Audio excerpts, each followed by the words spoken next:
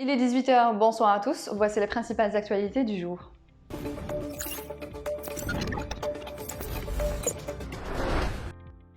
Le président de la République, Abdelmadjid Tebboune, a mis en avant ce dimanche à Alger la détermination de l'État à prendre en charge toutes les préoccupations des personnels du secteur de la santé avant la fin de l'année en cours. Dans une allocution prononcée à la clôture des travaux du séminaire national sur la modernisation du système de santé, le président Tebboune a déclaré « Nous sommes déterminés à mettre en œuvre les recommandations de ce séminaire dans la mesure du possible et selon les moyens financiers du pays, ainsi qu'à prendre en charge toutes les préoccupations des personnels du secteur de la santé à l'image des questions financières, des statuts et de la carrière professionnelle, et ce avant la fin de l'année en cours.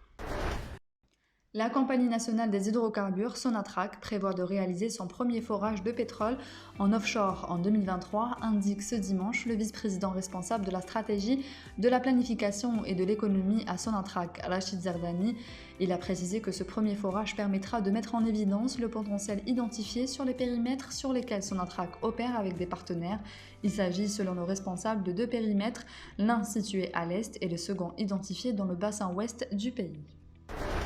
Dans le cadre de la concrétisation de la décision du président de la République, Abdelmadjid Tebboune, relative à la création de l'allocation chômage, le ministre du Travail, de l'Emploi et de la Sécurité sociale, Youssef Cherfa, a affirmé que les préparatifs étaient en bonne voie pour son entrée en vigueur dans les plus brefs délais. La tranche d'âge des sans-emploi bénéficiaires a été fixée de 19 à 40 ans, précise le ministre. Les moyens financiers nécessaires sont disponibles, affirme Youssef Cherfa, qui a donné des instructions fermes aux responsables de l'emploi en vue de veiller à la réussite de cette procédure. Le coordinateur du MDS, Fethi Ghalass, a été condamné ce dimanche par le tribunal de Baïnem à une peine de 2 ans de prison ferme assortie d'une amende de 200 000 dinars. Le procureur de la République avait requis le 26 décembre dernier 3 ans de prison ferme et 100 000 dinars d'amende. Fethi Ghalass est poursuivi entre autres pour des publications ayant pour but de porter atteinte à l'unité nationale, incitation à la haine, outrage à corps constitué et atteinte à la personne du président de la République.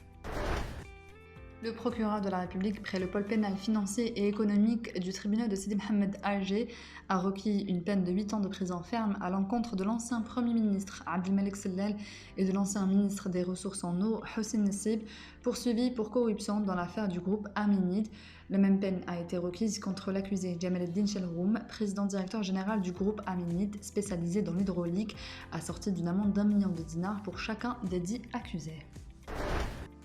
Le ministre du Commerce et de la Promotion des Exportations, Kamel Rezig, a assuré samedi à Oran que la nouvelle loi contre la spéculation sera appliquée à la lettre et toute personne stockant l'huile à des fins spéculatives sera traduite en justice. Par ailleurs, Rezig a estimé que la spéculation et la frénésie de certains citoyens pour ce produit de large consommation ont causé sa pénurie et sa raréfaction dans de nombreuses wilayas du pays, démentant l'existence d'une quelconque crise d'huile.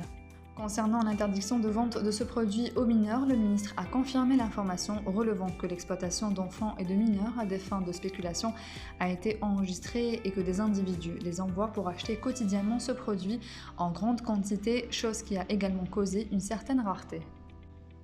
C'est la fin de ce journal, merci de l'avoir suivi, on se retrouve demain à la même heure sur nos réseaux sociaux.